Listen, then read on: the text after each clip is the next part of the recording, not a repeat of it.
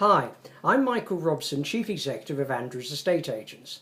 The Queen's speech was delivered today, and what was in it for the property market? There are three main measures you might be interested in. Firstly, the housing bill. The Conservatives are extending the right to buy scheme to 1.3 million social housing tenants in England. Under the plans, housing association tenants will be able to buy the homes they rent at a discount. Although this is good news for those 1.3 million people, how many will actually be able to afford the mortgage payments even with the discount? And what happens to the rest of the population who are still trying to go on the property ladder? Much more needs to be done to build new houses, which lead us to the second point, which was included in the Conservatives' election manifesto. Help may come for first-time buyers, with 200,000 starter homes made available to the under-40s at 20% discount. The government says that the bill will increase the housing supply and ensure local people have more control over planning.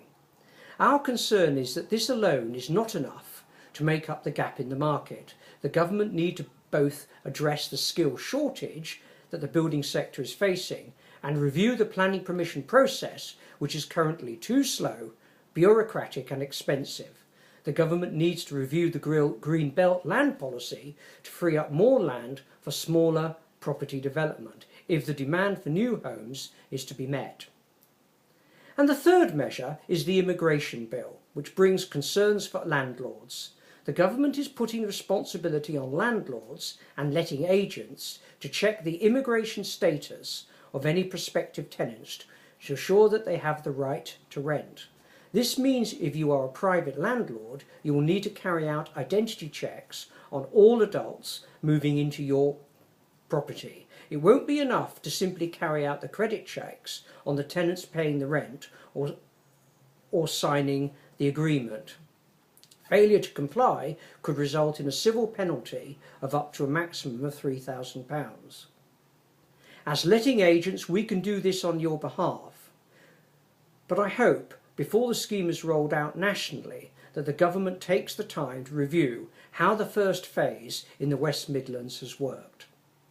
Of course, the details of the bill still need to be agreed before it's published. And if you'd like more information on whether you're a landlord, a tenant, or a buyer trying to get onto the property ladder, then please speak to your local agent.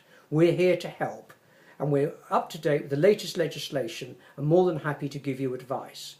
We also work with local independent mortgage advisors who can advise you on the latest help for first-time buyer schemes.